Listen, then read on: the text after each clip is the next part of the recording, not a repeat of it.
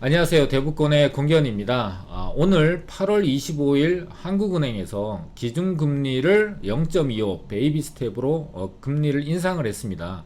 그에 따라서 이제 대출 금리도 조금 더 올라갈 걸로 예상이 되는데, 시장에서의 우려는 큰 스텝 0.5 이상의 큰 폭의 금리 인상이 연말까지 계속되는 거에 대한 우려가 굉장히 컸는데, 이번에 0.25로 올리게 되면서 시장의 우려는 조금은 낮아진 걸로 판단을 할 수가 있습니다. 그리고 이런 기조가 연말까지 베이비 스텝을 원칙으로 하되 미국 금리를 기준으로 해서 변동성을 좀 주겠다, 이렇게 이제 기조를 밝힘으로 인해서 연말까지 기준 금리 인상에 대한 우려는 조금 수그러들 수 있는데, 그에 비해서 가장 심각한 것이 이제 부동산 시장에서 지금 거래 절벽을 넘어서 거래 실종까지 되어 있다는 것이 가장 큰 문제입니다. 거래가 자유롭게 이제 진행이 되고 이전 소득이 발생을 하고 그에 따른 이전 세금이 걷어져야만 국가가 운영될 수 있는 중요한 재원으로 활용이 될 텐데, 정부가 인식을 하고 특단의 조치를 준비하고 있다고 합니다. 그래서 그 내용 좀 알아보고 어떻게 진행될지, 그리고 아파트 시장과는 반면에 다른 시장은 어떻게 변하고 있고 앞으로 어떻게 전망되는지를 함께 같이 보도록 하겠습니다. 금리 인상이나 인플레이션 등 이런 여러가지 경제적 악재 때문에 아파트 거래가 거의 실종되다시피 했다라는 내용의 기사 제목인데요. 여기서 이제 그 금리가 미국 금리와 우리나라 금리의 이제 격차들이 계속해서 줄어들어 왔고, 지금은 0.5로 같아져 있는 상황을 나타내고 있는데, 여기 내용을 좀 보게 되면은요, 지난해 0.0%에서 0.25 구간의 제로 금리에서 1년 만에 2%까지 뛰어올랐고 큰 폭으로 상승을 하게 되면서 대출금리도 6%대 금리가 넘어서는 대출금리가 나오고 있다라는 기사 제목입니다. 한국부동산원의 오늘 날짜의 기준으로 보게 되면은 용산구의 아파트 거래량이 8월달 들어서 한 건도 없다고 합니다. 자, 한 건의 거래도 없고 한 자릿수 거래량을 기록한 자치구도 굉장히 많다고 하는데요. 자, 25개 자치구 중에서 19개구, 거의 대부분이 10건 미만의 거래량을 보이고 있다고 합니다. 그 다음에 이제 중구 같은 경우는 한 건이고요. 종로구와 양천구가 3건 정도 되고, 가장 많은 거래가 이루어지고 있다고 하는 구가 영등포구에 16건, 그 다음에 강남구가 15건에 불과하다고 합니다. 자, 영등포는 그래도 아파트 가격이 낮은 지역이다 보니까 실수요를 위주로 해서 다른 구에 비해서 상대적으로 활발하게 좀 이루어졌다고 하는데, 16건을 활발하게 이루어졌다고 이 형용사를 붙이기에는 너무나 미약한 거래량이라고 볼 수가 있고요. 특이하게 강남구의 15건 거래 같은 경우는 뭐 이 중에는 대부분 좀 높은 비중으로 증여가 많이 차지하지 않을까라고 예상을 해볼 수가 있습니다. 왜냐하면 지금 현재 시장에 내놔도 거래가 잘 안되고, 특히나 대출이 안되고, 강남권 같은 경우는 대출을 이용한 투자가 아니라 순수 현금 전체를 다 투자해야 되는 그 자금 부담이 굉장히 큰 지역이다 보니까 쉽게 거래가 되지 않는 곳이기도 하죠. 그래서 이 15건 중에서는 좀 상당 부분이 증여가 포함된 거래가 아닌가라고 생각이 되는데요. 자, 지난달에도 서울의 거래량이 615건으로 역대 최저치를 기록했다고 합니다. 그런데 이번 달 벌써 25일이 되고 있는데, 지난달 615건에 비해서 훨씬 적은 173건의 아파트 거래량, 서울 전체가 173건의 아파트 거래량 밖에 없다라고 합니다. 정부가 거래량이 비정상적인 수준까지 치닫자 활성화 방안을 내놓겠다고 밝힌 상태라고 합니다. 근데 이 활성화 방안이 구체적으로 어떤 것인지는 아직 밝히고 있지 않는데요. 자, 원희룡 국토부 장관이 경제 주체들이 적응할 수 있게 급격한 충격은 막고 좋은 입지와 품질의 주택 거래는 활성화하기 위해서 거래도 인센티브가 필요하다라고 이렇게 말씀을 하셨는데, 저는 좀 이해가 안 돼요. 왜냐하면은 거래 인센티브가 중요한 게 아니라 거래를 제한하고 있는 규제를 현재는 먼저 풀어야지 인센티브를 주겠다라는 거는 거래 사는 사람한테 뭐 세금 감면을 해주겠다라는 건가요? 그러면은 지금 현재 무주택자나 1주택자 같은 경우는 거래 제한이 없는 상태고, 다주택자분들이 지금 거래 제한이 걸려 있는 게 다주택자 취득세 중과가 8%, 12% 이렇게 높은 징벌적 과세가 적용이 되고 있는 상황이라는 것이죠. 그러면 정부가 특단의 조치, 활성화 방안을 내놓겠다라고 하면은 거래를 지금 현재 차단하고 있거나 거래가 어렵게 만들고 있는 단 한 가지 조치가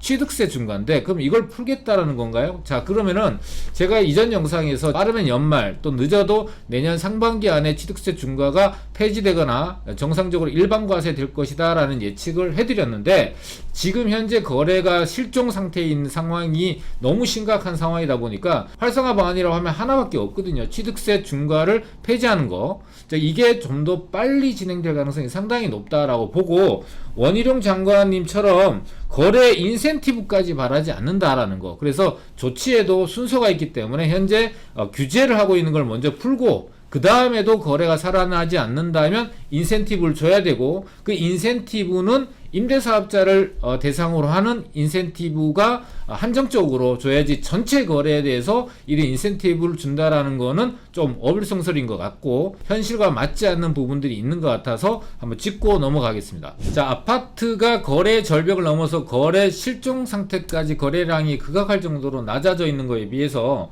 서울의 빌라 거래량은 19개월 연속 아파트 거래량을 추월하고 있다고 합니다. 이유를 보게 되면은 최근 아파트 가격이 너무 급등을 했고, 금리 인상과 대출 규제 강화 등으로 인해서 자금 조달 부담이 커지면서 상대적으로 저렴한 빌라 쪽으로 수요가 옮겨갔기 때문이다 라고 이 기사에서 보고 있는데, 사실 여기에 작년부터 또 올해 초부터 해서 대규모 주택 공급 계획들이 연달아 발표됐고, 바로 며칠 전에는 270만호의 첫 부동산 대책, 공급 대책이 발표됐고, 그 내용 중에 보면은 모아타운이라든지 재개발, 역세권 개발이 활발하게 앞으로 5년간 지속이 될 것이다 라는 것들이 발표되면서 빌라 투자에 대한 기대감이 훨씬 더 높아지고요. 또 상대적으로 이렇게 가격이 하락하는 시기에 보게 되면은 아파트는 굉장히 높이 상승을 했다가 지금 하락을 하고 있는 부분이지만, 빌라는 상대적으로 덜 상승했기 때문에 하락하지 않고 있다라는 것이 가장 큰 특징이고, 투자자 측면에서 보게 되면은 이렇게 경기가 안 좋고 침체되는 상황에서도 가격이 빠지지 않는다라는 것은 안전성이 확보될 거고, 그에 비해서 호재가 얹어지게 되면은 가격 상승 가능성은 높고 가격 하락 위험은 거의 없다, 이렇게 본다면은 투자의 안전성과 수익성을 둘 다 챙길 수 있는 것이 상대적으로 작은 자본을 투자해서 빌라가 훨씬 더 유리하다라고 시장에서 판단하고 있다라고 볼 수가 있습니다.